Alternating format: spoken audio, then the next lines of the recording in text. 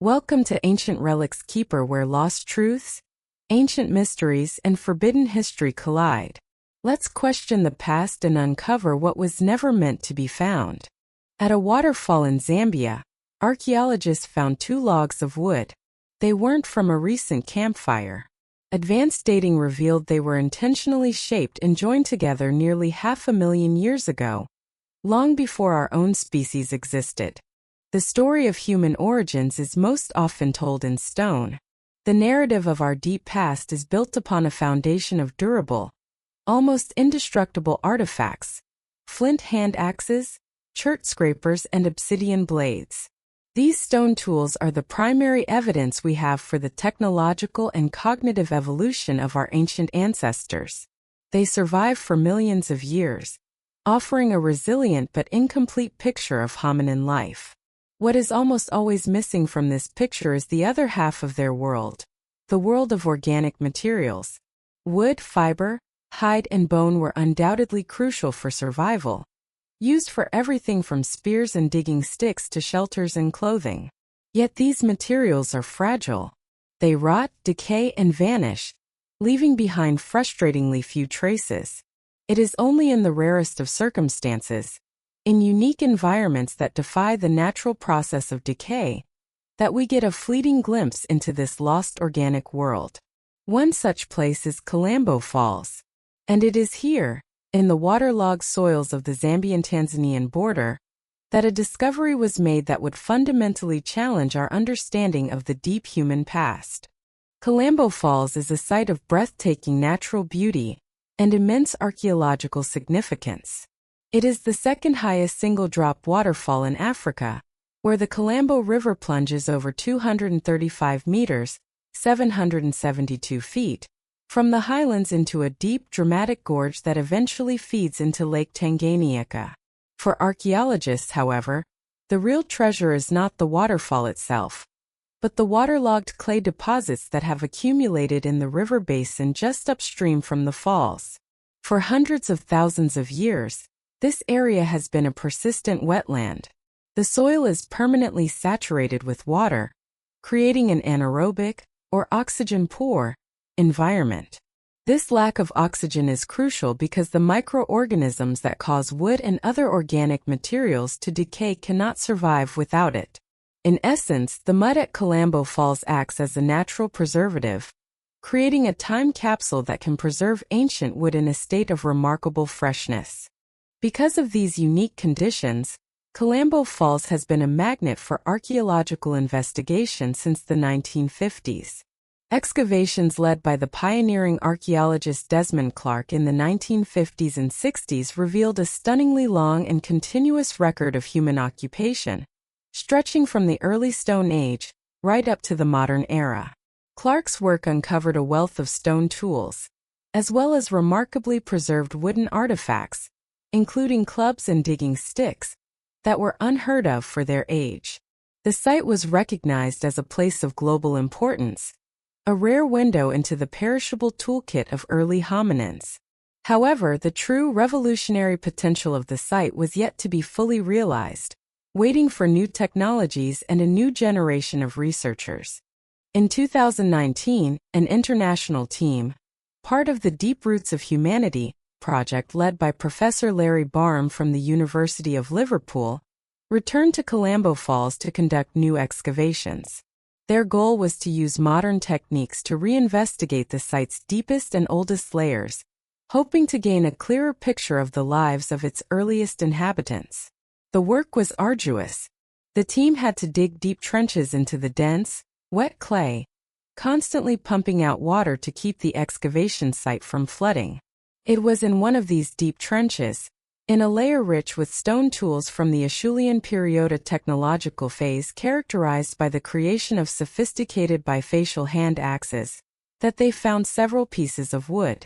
At first, the wooden objects might have been mistaken for naturally fallen logs, common in such a riverside environment. But upon closer inspection, it became immediately clear that they were something more. They bore the unmistakable marks of human modification. They had been intentionally shaped, cut, and scraped. Two pieces in particular stood out. found lying close to each other, they appeared to be part of a single, deliberately constructed object. One was a large log about 1.5 meters long that had been worked on its upper surface. The other was a smaller, tapered piece of wood that seemed to fit with the larger one. This was not just a tool like a digging stick or a spear. This was something different. It was a construction. It was architecture. The discovery was thrilling, but the critical question was its age. Determining the age of artifacts from this deep in the past is incredibly difficult. The most famous dating method, radiocarbon dating, is useless for anything this old, as it is only accurate for materials up to about 50,000 years. The team needed a different approach. The traditional method would have been to date the layer of sediment in which the wood was found using techniques like potassium-argon dating on volcanic ash layers. But there were no such layers at Calambo Falls. The breakthrough came from a relatively new and powerful technique called optically stimulated luminescence, or OSL dating. Luminescence dating works on a simple but brilliant principle. Minerals like quartz and feldspar, which are present in sand and soil, absorb natural radiation from their environment over time. This process causes electrons to become trapped within the mineral's crystal lattice. When these mineral grains are exposed to sunlight, the trapped electrons are released, effectively resetting their clock to zero. Once the grains are buried again away from light, they start accumulating trapped electrons once more. OSL dating allows scientists to measure the amount of stored energy in these mineral grains. In the laboratory, they can expose a sample of sand to a specific wavelength of light, which stimulates the release of the trapped electrons. The amount of light emitted during this release is proportional to the amount of radiation the grain has absorbed since it was last exposed to sunlight, in other words, since it was buried. By measuring this, and by measuring the background radiation level of the soil at the site, scientists can calculate, with a high degree of accuracy, how long the sand grains have been buried. The team from the Deep Roots project carefully collected samples of the sand that surrounded and encased the wooden structure. These samples were sealed in light-proof tubes to ensure their internal clocks were not accidentally reset. Back in the laboratory at Aberystwyth University in Wales, Professor Jeff Deller and his team analyzed the quartz grains. The results were staggering. The analysis showed that the sand layer containing the wooden structure was last exposed to sunlight approximately 476,000 years ago, with a margin of error of about 23,000 years. This was not a guess or a rough estimate. It was a secure scientific date. The date, nearly 500,000 years old, was a bombshell. It placed the wooden construction deep within the Middle Pleistocene epoch, a time in human evolution that was thought to be dominated by nomadic hunter-gatherers who, while skilled at making stone tools, were not believed to possess the cognitive abilities for complex construction. It pushed the evidence for woodworking and architecture back by hundreds of thousands of years. The oldest previously known wooden structures were much, much younger. For example, a 400,000-year-old wooden spear from Skaaningen, Germany, was a revolutionary find, but it was still a single-piece tool. A 186,000-year-old structure made of mammoth bones from Russia was a complex construction, but still vastly younger than the Calambo find. The wooden structure at Calambo Falls was now officially the oldest evidence of woodworking and construction ever found in the archaeological record. The implications were profound. This discovery single-handedly rewrote the timeline of human technological development. It demonstrated that long before the emergence of our own species, Homo sapiens, our ancient relatives possessed the vision, the skill, and the foresight to manipulate their environment in complex ways. They were not just passively reacting to their surroundings. They were actively shaping them, building things from multiple parts to serve a specific purpose. The find from the deep waterlogged mud of Calambo Falls was more than just two pieces of ancient wood.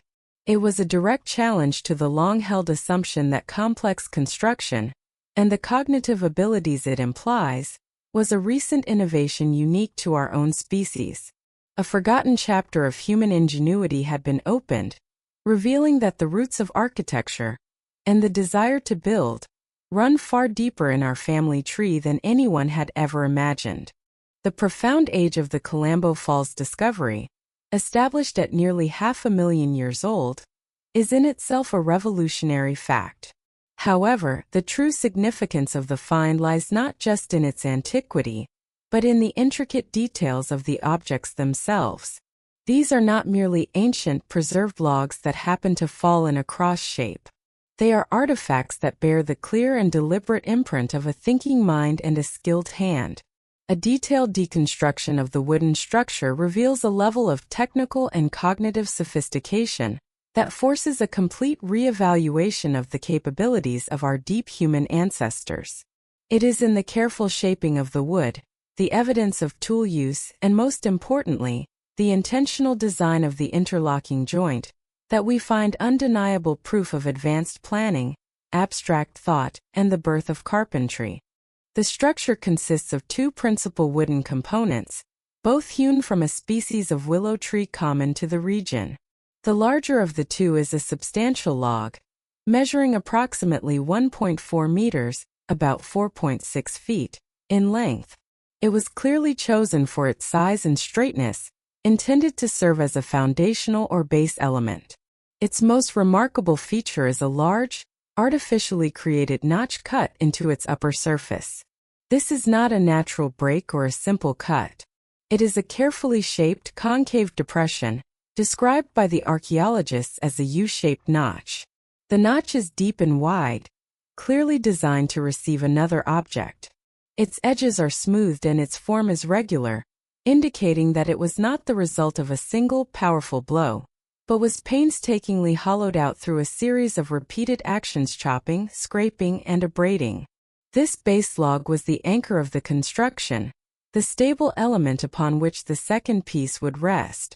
The second component is a smaller, more slender log. It has been deliberately shaped and tapered at one end. This tapering is not random. It has been worked from two sides to create a point or wedge. The dimensions and angle of this tapered end correspond precisely to the dimensions and curve of the U-shaped notch in the larger log. When the two pieces are brought together, the smaller log fits snugly and securely into the notch of the larger one, creating a stable interlocking joint. The two logs form a right-angled cross, a structure that would have been strong and load-bearing. This perfect fit is the heart of the discovery. It is not something that could ever occur in nature. It is the result of a deliberate two-part design, where each component was shaped with the other in mind. The evidence that these shapes were man-made is irrefutable, thanks to the remarkable preservation of the wood. Using high-powered digital microscopes, the research team conducted a detailed analysis of the surfaces of both logs. This microscopic examination revealed a wealth of information about how the objects were created. The surfaces, particularly within the notch and on the tapered end of the smaller log, are covered in a dense pattern of fine, parallel lines and broader, deeper gouges. These are tool marks. They are the microscopic scars left behind by the stone tools used to shape the wood. The researchers were able to identify distinct patterns of modification. There were broad V-shaped cut marks, consistent with the impact of a sharp stone axe or chopper, being used to remove large chunks of wood. There were finer scraping marks, suggesting a smaller stone flake was used like a primitive plane to smooth and shape the surfaces. And there were even signs of abrading, where a rough stone may have been used like sandpaper to achieve the final smooth finish. Crucially, these tool marks are not just random hacks. They show a systematic and controlled approach. The cuts within the notch, for example, are oriented in a way that indicates the maker was carefully hollowing out the depression from different angles. This was not brute force. It was controlled and skillful work. The team even conducted experiments, using replicas of the Acheulean stone tools found at the same level of the site to chop and scrape modern wood. The marks left by their replica tools were a perfect match for the marks found on the 500,000-year-old artifacts. This provided a direct, tangible link between the stone tool technology of the era and the creation of the wooden structure. The builders used the toolkit available to them, the classic Stone Age hand axe and flake tools. But they used it with a level of precision, and for a purpose far more complex than simply butchering an animal or sharpening a stick. They were engaging in carpentry. This leads to the most significant aspect of the discovery: the evidence for intentional design and abstract thought. The creation of this structure required more than just the physical skill to swing a stone axe. It required a series of advanced cognitive abilities that were previously thought to be absent in hominins of this period. First among these is the concept of a preconceived design or a mental blueprint. The artisan who made this structure had to have a clear image in their mind of the final, assembled product before they even began to work. They had to visualize how two separate, linear logs could be joined together to form a stable, right-angled structure. This is a profound cognitive leap. It is the difference between modifying a single object, like making a hand axe sharper, and creating a new object from multiple, independent components. Second, the creation of the interlocking joint demonstrates an understanding of structural mechanics and three-dimensional spatial relationships. The builder knew that simply placing one log on top of another would be unstable. They understood that by cutting a notch into the bottom log and tapering the top log to fit, they could create a joint that would prevent lateral movement and securely fasten the two pieces together. This is the foundational principle of all joinery, from ancient woodworking to modern furniture construction. To find such a sophisticated concept in practice nearly 500,000 years ago is extraordinary. It implies an ability to think about objects not just in terms of their shape, but in terms of their functional relationship to other objects. Third, the process required forward planning and a logical sequence of operations. The builder would have had to follow a specific set of steps.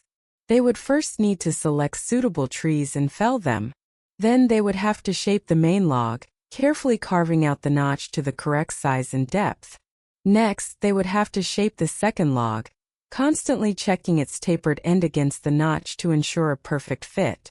This is a multi-stage, goal-oriented process that requires patience, focus, and the ability to project a plan into the future. It is a world away from the opportunistic, reactive behavior often assumed for early hominins. This was not a quick or simple task. It would have required a significant investment of time and energy, an investment that would only be made if the final product was deemed essential. The implications of this evidence are transformative. The Calambo Falls structure is not just the oldest known wooden construction. It is the oldest known example of a hominin actively and radically transforming their environment to create something entirely new. It is proof that our ancient ancestors were not just living in the world, they were building on it. They were engineers. The two interlocking logs represent a fundamental shift in our understanding of the evolution of human cognition. They pushed the evidence for abstract thought, complex planning, and technical creativity back by hundreds of thousands of years. The simple, elegant joint preserved in the Zambian mud is a silent testament to a moment when one of our ancestors looked at two separate things and, for the first time we know of, envisioned how they could become one. The discovery of the 476,000-year-old wooden structure at Calambo Falls is not merely an incremental addition to the archaeological record. It is a disruptive event, a data point so significant and so far outside previous expectations that it forces a fundamental reevaluation of the entire timeline of human cognitive evolution. For decades, the narrative of our origins has been built around a steady, gradual progression of skills, with the emergence of truly complex behaviors such as abstract thought, long-term planning, and sophisticated construction being largely associated with the arrival of our own species, Homo sapiens, around 300,000 years ago. The Calambo Falls structure demolishes this comfortable timeline.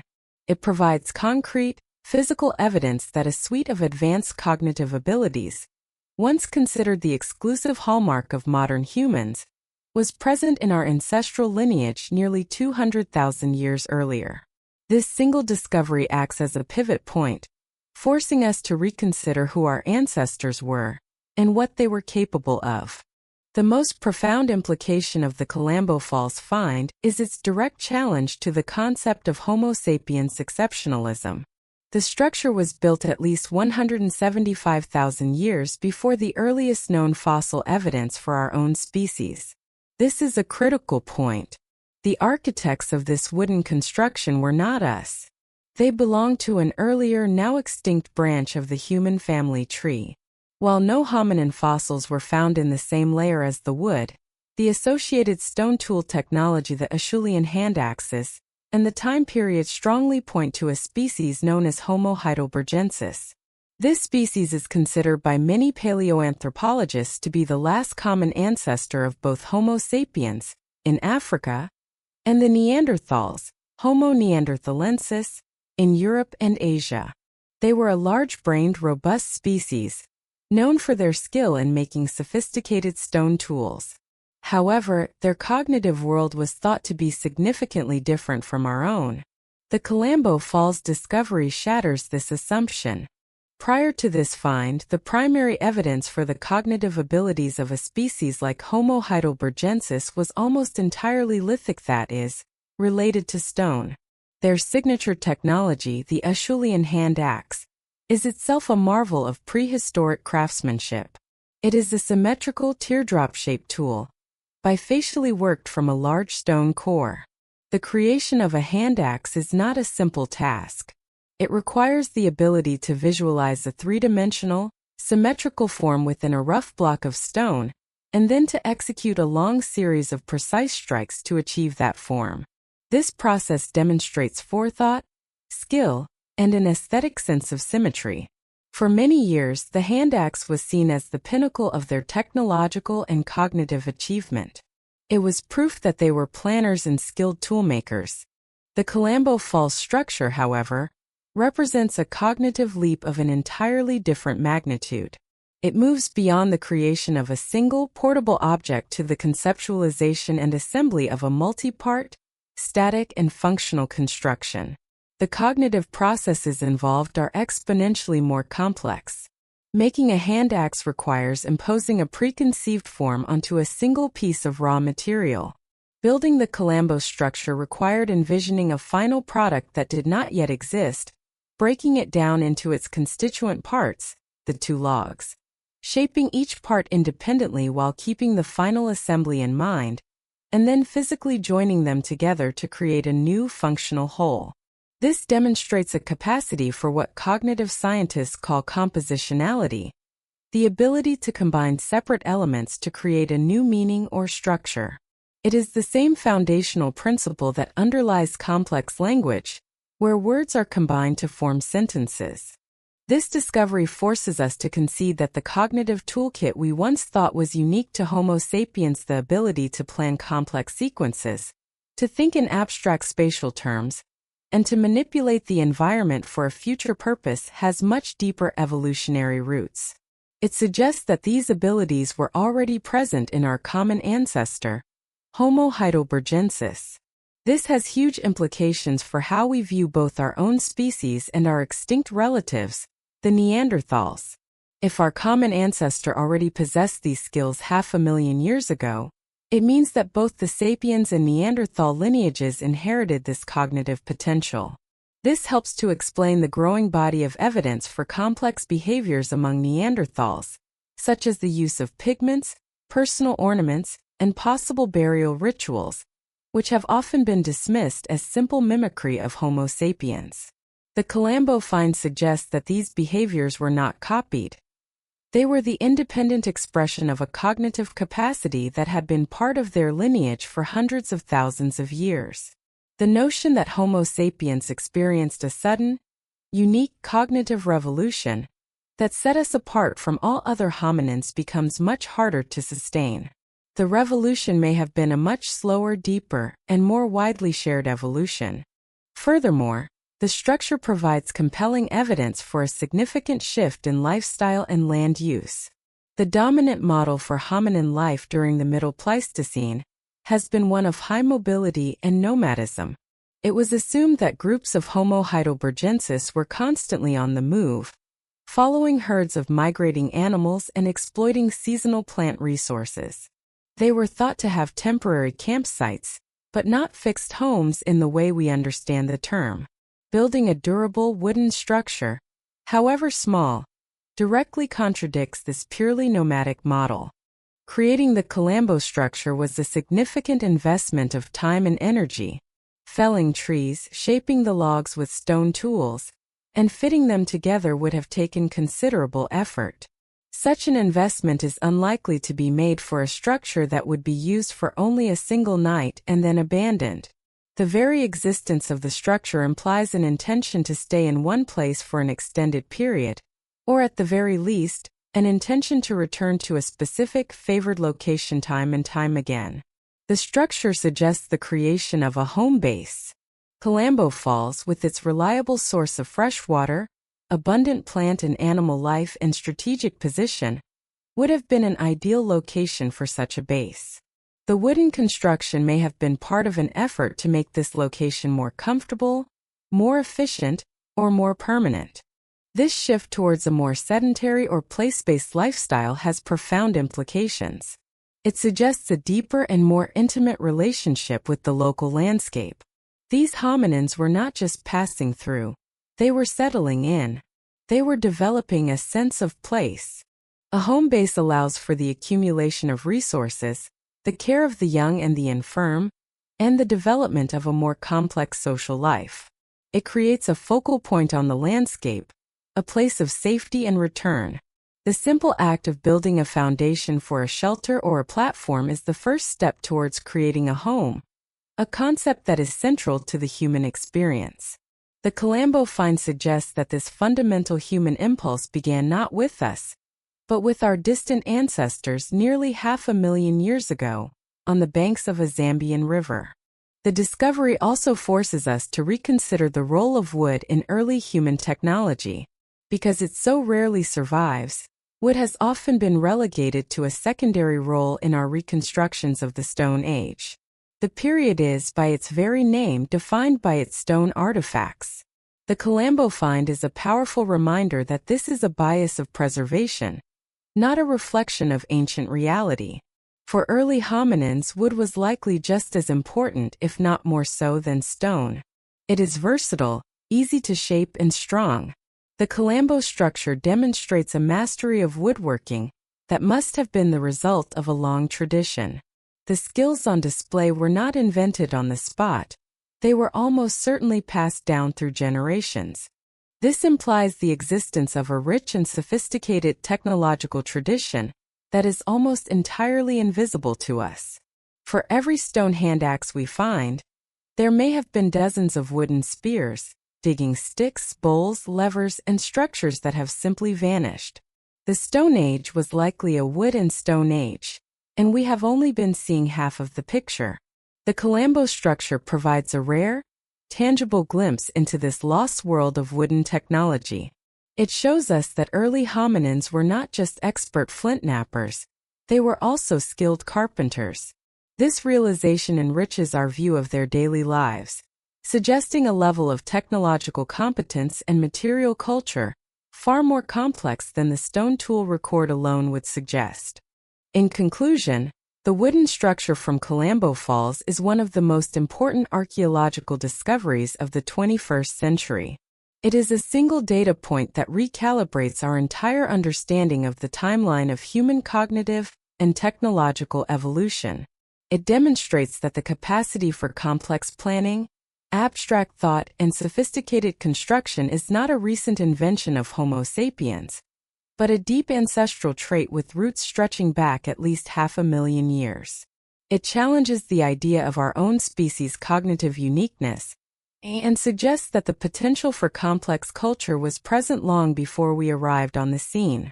It provides powerful evidence for a shift away from a purely nomadic lifestyle towards the creation of fixed, place-based home sites. And finally, it opens a window into the lost world of ancient wooden technology, reminding us how much of our ancestors' story has been erased by time. The two interlocking logs from Zambia are more than just the world's oldest wooden structure. They are the foundation stone for a new and more complex understanding of our own origins. The discovery at Calambo Falls has provided astonishingly clear answers to some of the biggest questions in human evolution. We know who likely built the structure in early hominin species like Homo heidelbergensis. We know when they built it approximately 476,000 years ago. And we know how they built it using a sophisticated knowledge of joinery and a toolkit of Acheulean stone implements. Yet, for all this remarkable clarity, the discovery has opened up an even more profound and perhaps unanswerable question. Why did they build it? What was the ultimate purpose of this half-a-million-year-old construction? While the physical object provides concrete evidence of technological skill and cognitive planning, its function remains firmly in the realm of reasoned speculation. The two interlocking logs are a silent testament to a forgotten purpose, a structural puzzle whose intended use we can only attempt to reconstruct through a process of investigative inference. The most straightforward and practical theory is that the two logs form the foundation for a dwelling. In this scenario, the larger notched log would have been laid on the ground, and the second tapered log would have been slotted into it to form a simple right-angled base frame. This frame would have served as the structural underpinning for a shelter or hut. By creating a solid wooden foundation, the builders could have elevated their living space slightly off the damp, often muddy ground of the riverside environment. This would have provided significant advantages. An elevated floor would offer better insulation from the cold, wet earth, creating a drier and warmer sleeping area. It would also provide a degree of protection from insects and other ground-dwelling pests. Upon this wooden foundation, a simple superstructure could have been erected using branches, saplings, and perhaps large leaves or animal hides for cladding. The resulting shelter would not have been a fortress, but it would have provided a crucial barrier against the elements, the rain, the wind, and the hot sun. This interpretation is compelling because it speaks to a fundamental human need: the desire for shelter and a safe, comfortable place to rest. It transforms the two logs from a simple object into the architectural beginnings of a home. If this theory is correct, the Calambo Falls structure is not just the oldest evidence of woodworking, it is the oldest evidence of home building in the human lineage. It represents a conscious effort to create a stable, enduring living space, a profound step up from simply finding temporary shelter in a cave or under a rock overhang. It would signify the moment our ancestors stopped merely inhabiting a landscape and started to build a place for themselves within it. A second, closely related theory posits that the structure was not a full dwelling, but a raised platform. Given the location directly on the banks of the Calambo River, the ground would have been persistently wet and marshy. The construction could have been the base for a simple, elevated wooden platform that served a variety of practical purposes. It could have been a work surface, a clean, dry place for butchering animals, processing plant foods, or manufacturing stone tools. Performing these tasks on a raised platform would have kept valuable resources and finished tools out of the mud and water. Alternatively, the platform could have been a sleeping area. A simple wooden platform, perhaps covered with grass or animal skins for comfort, would have provided a much better place to sleep than the bare, damp ground. It would offer the same advantages of insulation and protection as a full shelter, but with a much simpler construction. It is also possible that the structure was not a standalone platform, but a small section of a more extensive walkway. If the hominins were living at this site for extended periods, they may have constructed simple wooden walkways to navigate the most persistently muddy or waterlogged parts of their living area. The discovered logs could be the only surviving fragment of a much larger, linear construction designed to make their daily movements around the campsite easier and cleaner. This interpretation emphasizes the practical, problem-solving nature of these early hominins. They encountered a problem: the wet, muddy ground, and they engineered a simple, effective wooden solution to overcome it. A third category of theories moves away from domestic purposes and considers more specialized functions related to subsistence. The location, directly adjacent to a river teeming with life, is a major clue. The structure could have been related to fishing. It might have been a small pier or jetty, allowing the hominins to stand or sit directly over the water to spear or trap fish. Fish bones have been found at other ancient hominin sites, and it is clear that aquatic resources were an important part of their diet. A stable wooden platform at the river's edge would have been a highly effective tool for exploiting this resource. It is also possible that it was part of a fish weir or trap, a structure designed to channel fish into a confined area where they could be easily caught. Another possibility is that it was part of a hunting blind. The structure could have been the base for a screen of branches and leaves, set up near the river to conceal a hunter waiting for animals to come down to the water to drink. The river would have been a natural magnet for all kinds of game, and a well-placed hide would have been a great advantage. This theory is attractive because it ties the construction directly to the primary activity of these hunter-gatherers. However, it is also one of the more speculative ideas, as the structure seems somewhat over-engineered for a simple hunting blind, which could have been made with much less effort. Finally, we must consider the possibility that the structure's purpose was not purely functional in a way we can easily understand.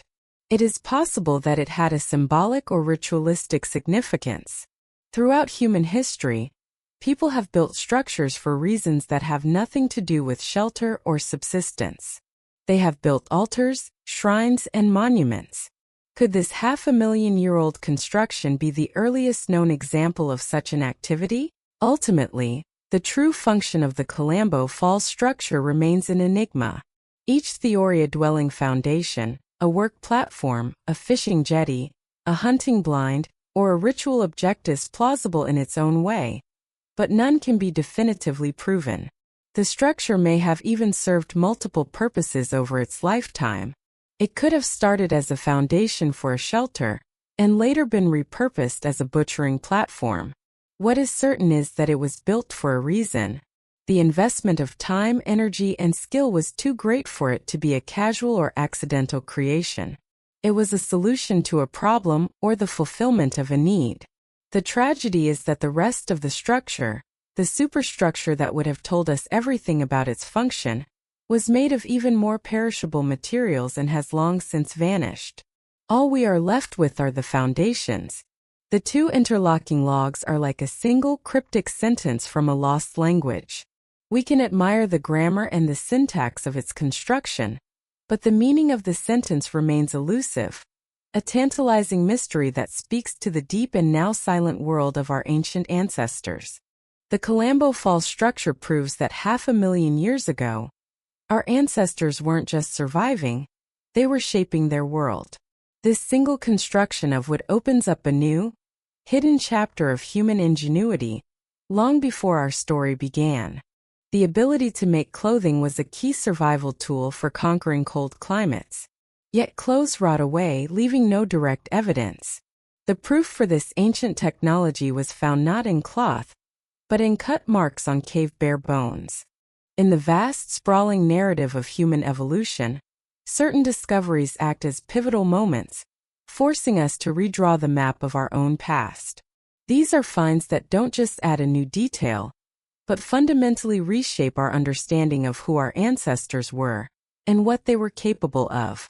The story of one such discovery begins not in a remote, exotic jungle or a deep cavern, but in a vast open-cast lignite mine in the heart of Germany. The site is known as Skaaningen, and for the past few decades, it has become one of the most important windows into the deep human past ever found. It is here, in a landscape carved by massive industrial machinery, that archaeologists have unearthed a perfectly preserved prehistoric world, a time capsule from an ancient ice age. The site first gained worldwide fame for a collection of astonishingly well-preserved wooden spears, but a more recent, and perhaps even more profound discovery has emerged from the same 300,000-year-old soil. The bones of massive, extinct cave bears, their skeletons telling a silent but compelling story of ancient survival and innovation. The story of the Skaaningen site is itself a tale of remarkable preservation. Located in Lower Saxony, near the city of Hanover, The area has been the site of extensive open-cast coal mining for decades. As giant excavators strip away layers of earth to get to the lignite seams below, they slice through a geological layer cake that has preserved a detailed record of the region's environmental and human history. Around 300,000 years ago, during a warm interglacial period within a larger ice age, the landscape at Skaaningen was dominated by a large, shallow lake. The shores of this lake were a magnet for life. Herds of wild horses, giant deer, and other herbivores came to drink, and they, in turn, attracted predators both animal and human. Over thousands of years, the lake slowly filled with sediment, creating thick layers of mud. This mud, being constantly waterlogged, created an oxygen-poor, anaerobic environment. Just like at Kalambo Falls in Zambia, these conditions acted as a perfect natural preservative, preventing the decay of organic materials that would have vanished anywhere else. It was this unique geological situation that led to the site's first groundbreaking discovery in the 1990s. As the mining operations cut into the ancient lakebed sediments, archaeologists monitoring the work began to find a series of exquisitely crafted wooden spears, lying alongside the butchered remains of dozens of wild horses. The Skaaningen spears, as they came to be known, were a revelation. Dated to approximately 300,000 years old, they are the oldest completely preserved hunting weapons ever discovered. Before this find, it was widely debated whether hominins of this period, such as Homo heidelbergensis or early Neanderthals, were capable of active, organized big-game hunting. Many believe they were primarily scavengers, opportunistically taking what they could from the kills of other predators. The spears shattered this image. They are not simple, sharpened sticks. They are sophisticated, aerodynamically designed throwing spears, crafted with a level of skill that would impress a modern javelin maker.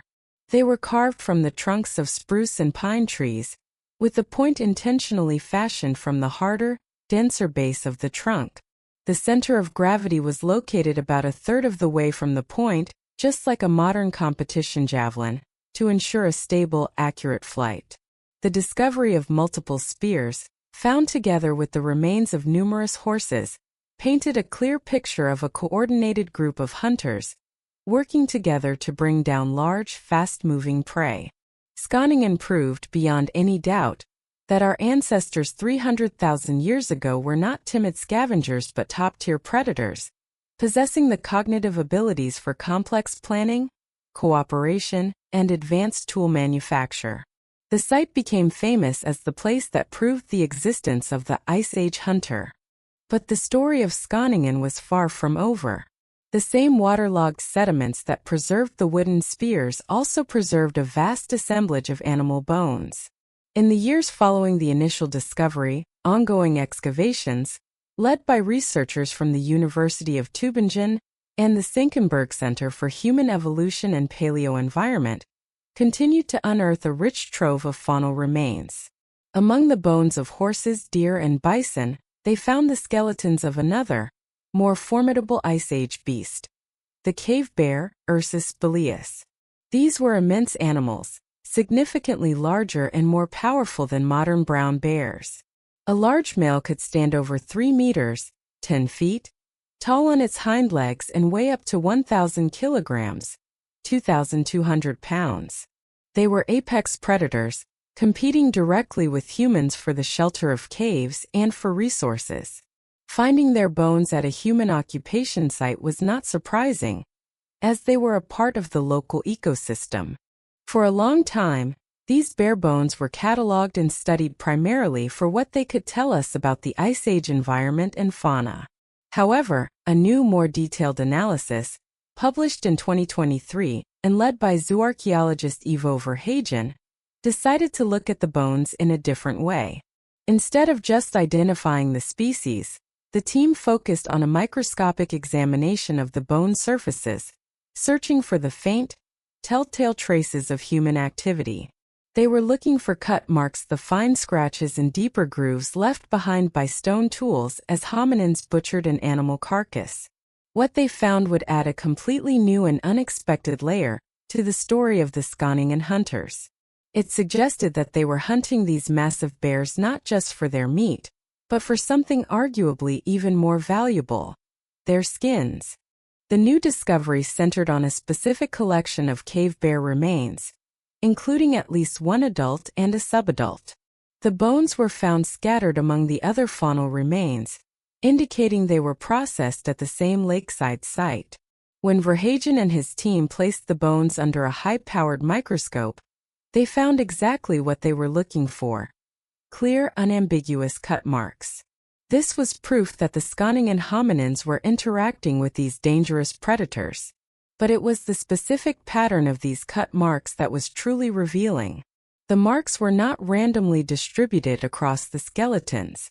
They were concentrated in very specific anatomical locations, and this precise placement allowed the researchers to move beyond simply saying humans processed these bears to understanding the specific intent behind that processing.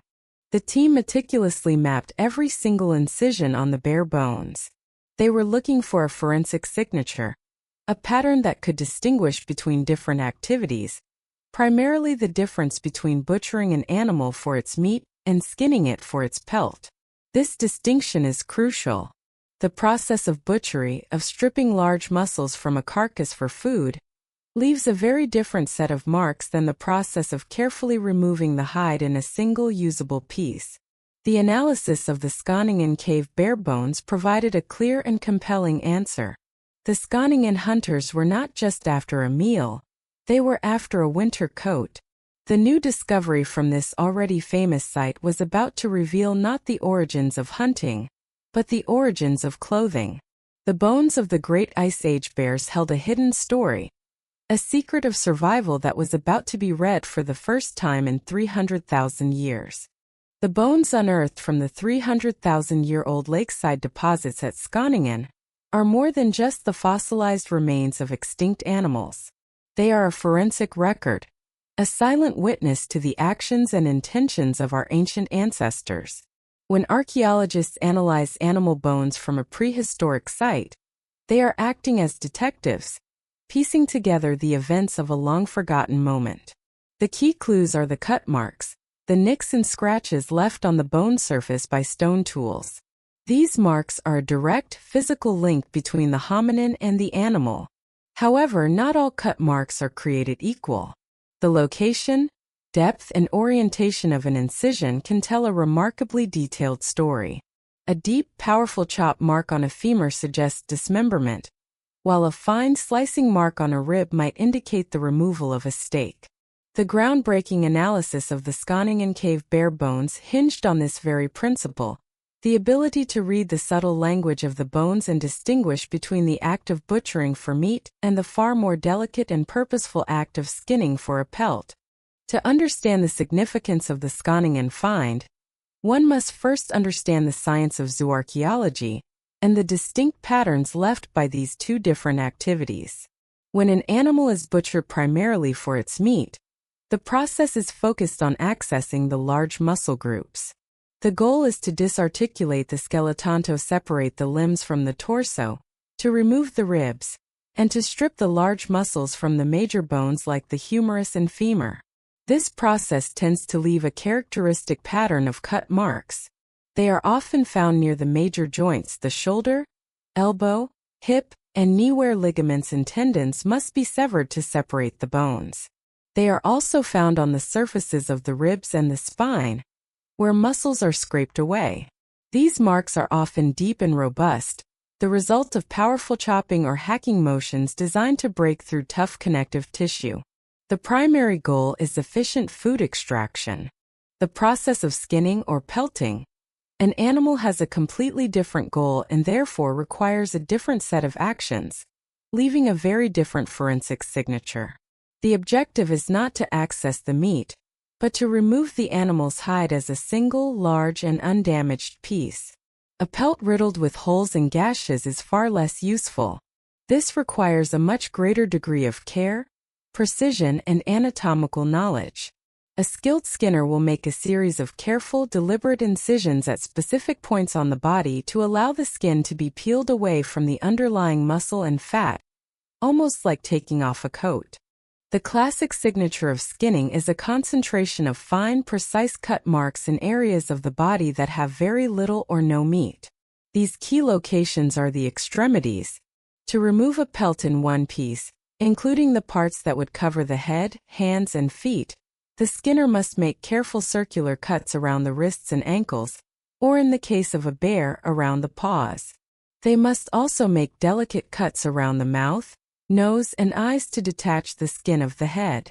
Therefore, when archaeologists find a high frequency of fine, slicing marks on the bones of the skull, the mandible, lower jaw, and especially the phalanges, the small bones of the fingers and toes, and metapodials, the bones of the hands and feet, it is a powerful indicator that the animal was not just butchered but methodically skinned. These are the telltale signs of pelt removal. This is precisely what Ivo Verhagen and his team found when they examined the Skåningen cave bear remains. The pattern of incisions they discovered was a textbook example of meticulous skinning. While there were some marks on the skeleton consistent with the removal of some meat, the most compelling and densest concentration of cuts was found on the bear's extremities. They found numerous fine, parallel incisions on the small bones of the bear's paws. These marks are the undeniable trace of a stone tool being used to carefully cut through the skin at the base of the claws, separating the valuable fur from the part of the foot that would be discarded. This is a highly specific and specialized action. There is no other reason to make such precise cuts on the foot bones, an area with virtually no nutritional value. It is the prehistoric equivalent of a surgeon's incision, made with a clear and specific purpose. The team also identified similar skinning marks on the bear's skull. There were cuts around the base of the cranium and on the mandible, consistent with the actions needed to detach the skin from the head to create a hood or an attached headpiece for the pelt. This glove and hood technique, where the skin of the paws and head are left attached to the main hide, is a hallmark of a skinner who intends to create a complete and highly insulating garment. A simple cloak or blanket can be made from the main torso hide. But to create clothing that protects the extremities, the parts of the body most vulnerable to frostbite, one needs to preserve the entire pelt. The pattern of cuts on the Skåningen bones strongly suggests that this was the goal. The hominins were not just taking a slab of fur.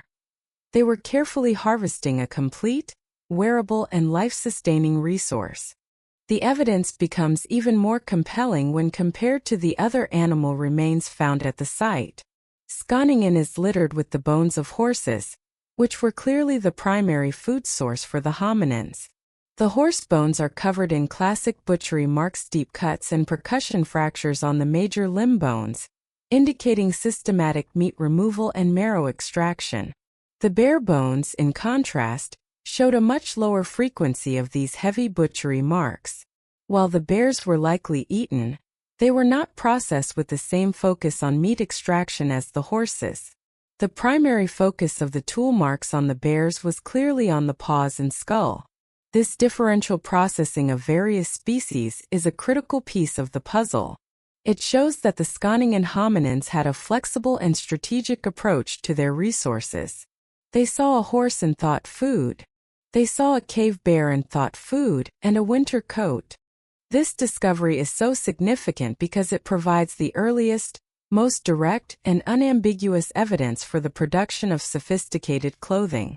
The quest for the origins of clothing has always been one of the most challenging problems in archaeology. Unlike stone tools or even wooden spears, clothes made from animal hides are organic and decay rapidly. They almost never survive in the archaeological record. For decades, archaeologists have had to rely on indirect, proxy evidence. The most common form of this evidence is the appearance of tools associated with clothing manufacture, such as bone needles and awls, for punching holes in leather. The oldest known bone needles date to around 40,000 to 50,000 years ago, and for a long time this was used as the benchmark for when humans began to make complex, tailored clothing. The assumption was that before the invention of the needle, early humans, if they wore anything at all, likely wore simple, untailored cloaks or wraps, draped loosely over the body. The Skåningen find completely appends this timeline. The precise cut marks on the bare bones are a form of proxy evidence that is far older and, in some ways, more powerful than the discovery of a needle. A needle tells you that someone was sewing, but it doesn't tell you what they were sewing, or when the idea of making fitted clothes first emerged.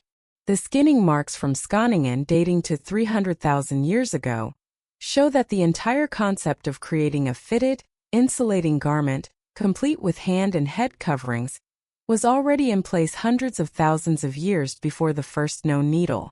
It demonstrates that the cognitive leap, the understanding that a flat animal hide could be transformed into a three-dimensional, wearable object, had already been made. The hominins at Skåningen may not have had fine bone needles for stitching with thread.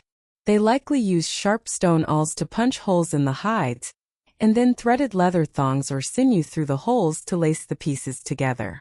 It would have been a cruder form of tailoring, but tailoring nonetheless. The evidence on the bones shows that they were procuring their raw materials with the same care and foresight as a modern tailor. They understood the properties of their materials and were executing a preconceived design. The forensic analysis of these ancient bones allows us to see past the missing textiles and directly into the minds of the artisans. It reveals a level of technical skill, planning, and foresight that is far more advanced than was previously thought possible for this period. The faint scratches on the paw bones of an extinct bear have allowed us to read a hidden story, a story that pushes back the origins of one of humanity's most fundamental technologies by 250,000 years. The discovery that early hominins were meticulously skinning cave bears for their pelts 300,000 years ago is a landmark technological finding. However, to fully appreciate its significance, we must place it within its proper environmental and evolutionary context. The evidence from Skåningen is not just about a clever new tool or technique. It is about survival. It is a story of adaptation, of how a tropically evolved primate managed to endure and thrive in the harsh, unforgiving environment of Ice Age Europe. The timing of the discovery, the location on the northern plains of Germany, and the specific species being targeted all converged to paint a vivid picture of a fundamental challenge and an ingenious solution. The need for warmth was a powerful evolutionary driver, and the cave bear pelts were the technological innovation that allowed our ancient relatives to conquer the cold. First, it is crucial to understand who these ancient artisans were. The hominins living at Skåningen 300,000 years ago were not modern humans. Our own species, Homo sapiens, evolved in Africa and did not arrive in Europe until much later, around 45,000 years ago. The inhabitants of Ice Age Europe during this period were either the direct ancestors of the Neanderthals, a species known as Homo heidelbergensis, or were themselves very early Neanderthals. These were a robust, intelligent, and highly capable species of human, but they were fundamentally a product of a much warmer climate. The entire human lineage, stretching back millions of years, evolved under the African sun. Our bodies are adapted for dissipating heat, not for conserving it. We lack the thick body fur of other mammals native to cold climates. For a species like Homo heidelbergensis to push north into the colder latitudes of Europe and Asia was a monumental challenge, akin to modern humans trying to colonize Antarctica without advanced technology. Their survival depended entirely on their ability to create a second skin, an artificial layer of insulation to protect them from the lethal cold. This brings us to the environment itself. While the Skåningen site dates to a specific interglacial period, a temporary warm spell within a larger ice age, this does not mean the climate was temperate or mild by modern standards. Northern Europe 300,000 years ago was a far cry from the gentle, forested landscape of today. The term warm spell is relative. It means the great continental ice sheets had temporarily retreated, but the climate was still profoundly seasonal and significantly colder than it is now. Winters would have been long, dark, and brutal, with heavy snowfall and temperatures regularly dropping far below freezing. For a primate with no natural fur, exposure to these conditions would have been a death sentence. Hypothermia would have been a constant and deadly threat. The evolutionary pressure to find a solution to the problem of cold was not a matter of comfort. It was a matter of life and death. The archaeological record at Skåningen provides a clear menu of the resources available to these hominins. The bones of horses, bison, and giant deer are abundant. The hides from these animals could certainly have been used to create simple cloaks or blankets. A horsehide, while better than nothing, provides limited insulation. Its hair is relatively short and not particularly dense. It would offer a degree of protection from the wind, but it would not be sufficient to survive a northern European winter, especially for a population that needed to remain active to hunt and gather food. To truly conquer the cold, they needed something better.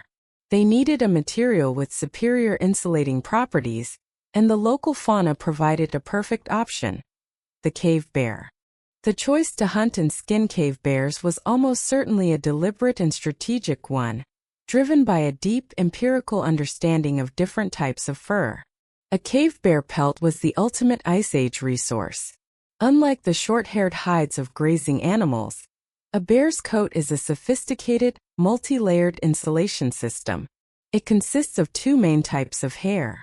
The outer layer is made up of long, coarse guard hairs. These are thick and slightly oily, providing a durable, waterproof, and windproof shell that protects the animal from rain and snow. Beneath this outer layer is a second, much denser layer of soft, fine underfur. This downy underfur is incredibly effective at trapping a layer of warm air close to the skin, providing a thick blanket of insulation against the cold. This two-layer system is so effective that it allows modern bears to hibernate through the winter, their body temperature remaining stable, even when the outside air is at a deep freeze. For an early human, a cloak or tunic made from a cave bear pelt would have been the equivalent of the most advanced modern winter clothing. It would have offered unparalleled warmth and protection. The Skåningen hominins were surrounded by different potential sources of hides, but the forensic evidence suggests they specifically targeted bears for their pelts. This was not a random choice. It demonstrates a sophisticated understanding of their environment and the properties of the materials within it. They had likely learned through generations of experience that a bear's skin was far superior to a horse skin for staying warm. They were making a calculated technological choice, seeking out the best possible raw material to solve their most pressing survival problem. Of course, this choice came with significant risks. Hunting horses on an open plain is a dangerous endeavor, but confronting a 1,000-kilogram cave bear would have been an entirely different proposition. These were not gentle giants. They were powerful, aggressive predators, armed with formidable claws and teeth. Hunting them with nothing but wooden spears and stone tools would have required immense courage, skill, and almost certainly close-up cooperative action. The fact that the Skåningen hominins were willing to take this risk is a testament to how valuable they considered the reward. A cave bear pelt was not a luxury item. It was a critical, life-sustaining piece of technology, a resource worth fighting and potentially dying for. This context transforms our understanding of the Skåningen site. It was not just a butchery site for processing food. It was a factory for producing the essential technology of Ice Age survival. The hunters would bring their kills, both horses for food and bears for fur, to this lakeside location. Here they would engage in a complex multi-stage industrial process. They would butcher the horses, feasting on the meat and cracking the bones for nutritious marrow. They would then turn their attention to the bears, undertaking the much more delicate and precise task of skinning, carefully removing the precious pelts that would allow their families to survive the coming winter. The entire scene speaks to a highly organized and forward-thinking society. They were not living hand-to-mouth, reacting to the needs of the moment. They were planning for the future, stockpiling resources and manufacturing the technology they would need for the difficult seasons ahead. The discovery of this behavior 300,000 years ago provides a powerful answer to a long-standing question in human evolution. How did our lineage, born in the tropics of Africa, manage to colonize the entire planet, including its coldest and most inhospitable regions? The key was not a biological adaptation but a technological one. Humans did not evolve thick body fur to cope with the cold. Instead, we used our intelligence and creativity to borrow the fur of other animals. The development of effective clothing was one of the most important and foundational innovations in human history.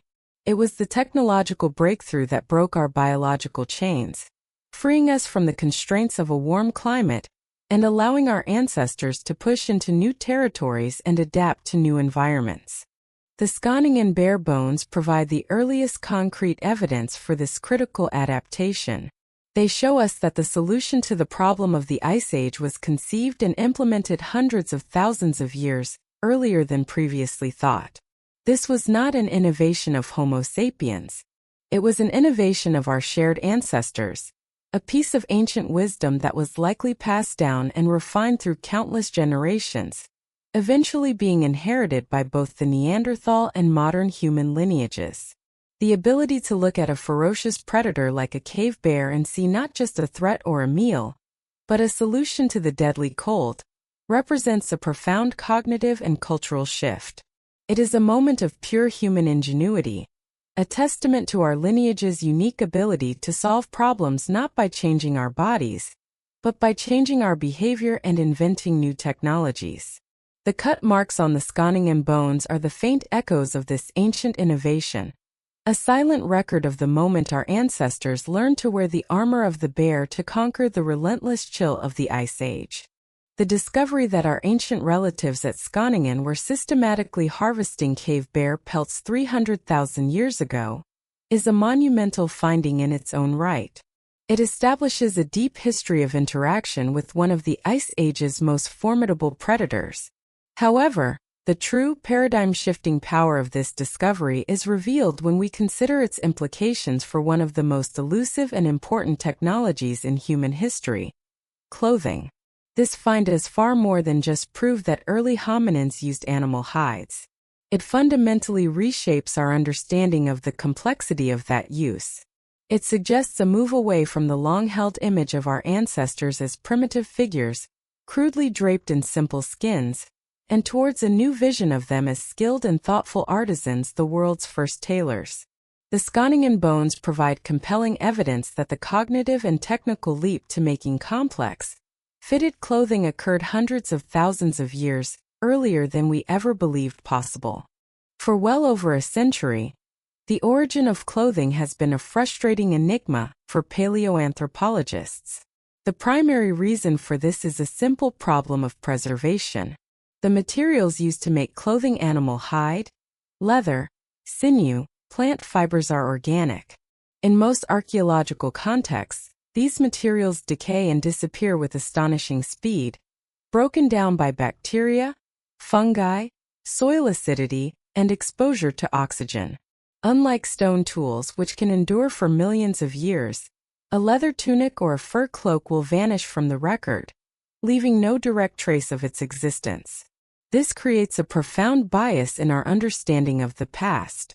We are left with the durable, inorganic parts of our ancestors' toolkit, and we are forced to infer the missing, perishable half. Because of this lack of direct evidence, researchers have long relied on proxies, indirect clues that hint at the presence of clothing technology. The most definitive and widely accepted proxy has always been the sewing needle. A true needle, crafted from bone or ivory and featuring a small drill dive for holding a thread, is an unambiguous piece of tailoring technology.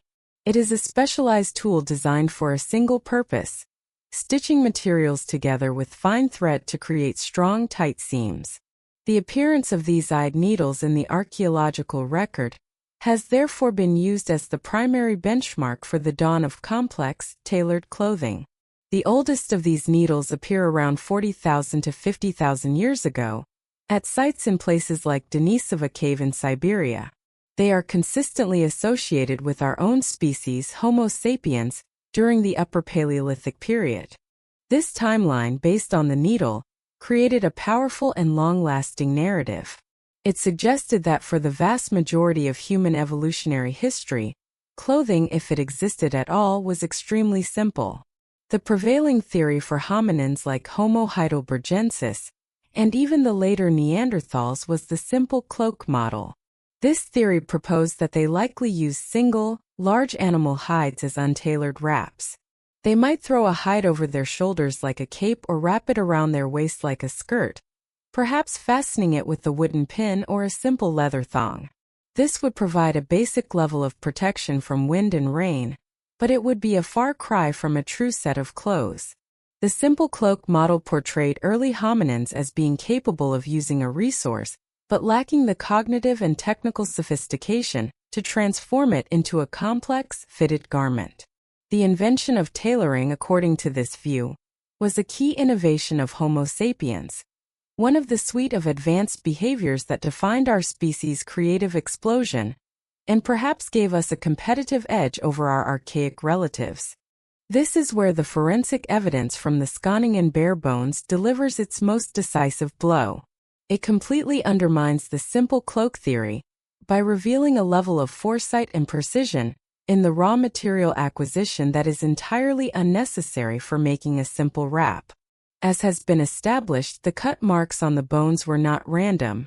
They were concentrated on the paws and the skull. Let us consider this in practical terms. To create a simple cloak, a hominin would need the large, rectangularish piece of hide from the bear's back and flanks. The complex, fiddly, and low-yield parts of the pelt, the legs, paws, and head would be impediments to creating a simple, drapable sheet. The logical approach would be to make 4 simple cuts up the inside of the legs and peel the main body hide off, discarding the extremities. The fact that the Skaaningen hominins did the exact opposite is profoundly significant. They invested extra time and considerable skill in making a series of delicate, precise incisions around the very parts of the animal that would be useless for a simple cloak. They were carefully detaching the skin around the claws and the facial features. There is only one logical reason to expend this effort: to preserve the entire pelt, including the skin of the hands and head, as a single contiguous unit. This strongly implies an intention to create a garment that covers more than just the torso. The skin from the paws, when properly processed, could be folded and laced to form integrated mittens. The skin from the head, with openings cut for the eyes, nose, and mouth, would form a perfect attached hood. This is not a cloak. This is a design for a full-body, cold-weather survival suit. It is evidence for the creation of a three-dimensional garment, designed to conform to the three-dimensional shape of the human body. This is the very definition of tailoring. The Skaaningen find forces us to accept that the cognitive software for tailoring existed long before the invention of the hardware we typically associate with it. The absence of a bone needle 300,000 years ago does not mean that sewing was impossible. The necessary toolkit for this Paleolithic tailoring would have been simple, effective, and readily available. The primary tool would have been a stone awl. An awl is a sharp, pointed tool, easily made by flaking a piece of flint or chert to a fine, durable point. It is used not for cutting but for piercing. With the stone awl, a hominin could have systematically punched a series of small holes along the edges of 2 pieces of hide. The thread would have also been sourced from the environment. Thin, strong strips of leather thongs could be cut from a hide. Even better would be sinew, tough, fibrous tendon tissue found along the spine and legs of an animal. When dried, sinew can be split into incredibly strong, thin filaments, creating a natural thread that is superior to many plant-based fibers. The process would then be one of lacing, not sewing. The hominin tailor would thread these leather or sinew thongs through the pre-punched holes, pulling the 2 pieces of hide together to create a strong, durable seam. The resulting garment would be less refined than one made with a fine needle and thread, with bulkier seams, but it would be equally functional. It would be warm, wind-resistant, and custom-fitted to the wearer. The Skaaningen evidence strongly suggests that this is precisely the kind of technology our ancestors possessed 300,000 years ago. The crucial innovation was not the needle, it was the concept of cutting and joining. This conceptual leap is the most important part of the story. It represents a level of abstract and procedural thought that is truly remarkable. To create a fitted garment from a flat animal hide requires a series of sophisticated cognitive steps. First, it requires a body schema, a mental map of the human form, with its articulated limbs and complex curves. Second, it requires the ability to engage in a form of reverse engineering to mentally deconstruct the three-dimensional human form into a series of two-dimensional shapes that can be cut from the hide. This is the essence of pattern making. Third, it requires sequential planning, the ability to follow a multi-step process in a logical order. Skinning the animal with the final design in mind, scraping and preparing the hide, cutting the individual pieces, punching the holes, and finally, lacing them all together. This complex chain of operations demonstrates a capacity for long-term, goal-oriented thinking. It is a world away from the opportunistic, immediate return activities often associated with early hominins. This new understanding of clothing as a deep-rooted, ancient technology fundamentally reframes its role in the grand narrative of human evolution. It elevates clothing from a mere accessory or a late-stage refinement to a truly foundational technology, on par with the control of fire. Fire gave humans a social hearth and a new way to process food. Sophisticated hunting weapons gave them access to new sources of nutrition. Tailored clothing gave them a portable environment. It was the invention of a personal mobile shelter that allowed a species born in the tropics to sever its ties to a warm climate. It was the key that unlocked the rest of the world. The ability to create effective clothing was the critical adaptation that permitted the successful colonization of the temperate and, eventually, Arctic regions of the planet. It was a technological solution to a biological problem. Instead of waiting millions of years to evolve a thick coat of body fur, humans used their intelligence to create an artificial one in a matter of hours or days. This technological adaptability is the defining characteristic of our lineage. The Skaaningen discovery demonstrates that this crucial adaptation was not an invention of Homo sapiens, but a much older innovation, developed by our shared ancestors or cousins. This has profound implications for how we view the Neanderthals and their relationship with the modern humans who eventually replaced them in Europe. The old model suggested that Homo sapiens may have had a technological edge, perhaps possessing superior clothing that allowed them to cope better with the harsh Ice Age climate. The Skaaningen find renders this argument obsolete. It shows that the inhabitants of Europe, the ancestors of the Neanderthal, were the original masters of cold climate survival. They had already been developing and refining this technology for over 250,000 years before modern humans ever set foot on the continent. Neanderthals were not primitive, shivering figures struggling to survive. They were a highly adapted, technologically proficient, and resilient population, the true pioneers of the Ice Age North. This, in turn, makes the mystery of their eventual extinction even more complex and compelling. If they did not lack the technology to cope with the cold, then why did they disappear? The answer must lie in other, more subtle factors, perhaps differences in social structure, population size, reproductive rates, or a greater vulnerability to new diseases brought by the incoming Homo sapiens. By closing the door on the theory of a simple clothing gap, the Skaaningen discovery forces us to explore these more nuanced and challenging questions about the dynamics of the final encounter between the last two human species on Earth. In the end, the faint cut marks on a few bare bones from a German coal mine have opened up a vast new chapter in the human story. They have revealed a hidden history of innovation, artistry, and resilience. They show our ancient ancestors not merely as survivors, but as thinkers, planners, and creators. They prove that the desire to shape the world to our needs, to build and to craft, is a deeply ingrained part of our heritage. The Skaaningen hominins, in their quest to stay warm, did more than just create a piece of clothing. They laid the foundations for a technology that would allow their distant descendants to walk on the moon, clothed in suits that are, in essence, merely the most advanced expression of the same fundamental idea. the creation of a personal, portable environment to survive in a hostile world. The bones from Skåningen reveal a hidden history of innovation. They show our ancestors not just as hunters, but as tailors deliberately crafting clothing to survive a hostile world, a skill that ultimately allowed us to inherit the earth. Thanks for exploring with Ancient Relics Keeper. Stay curious, question everything, and remember the truth is often buried deeper than we think.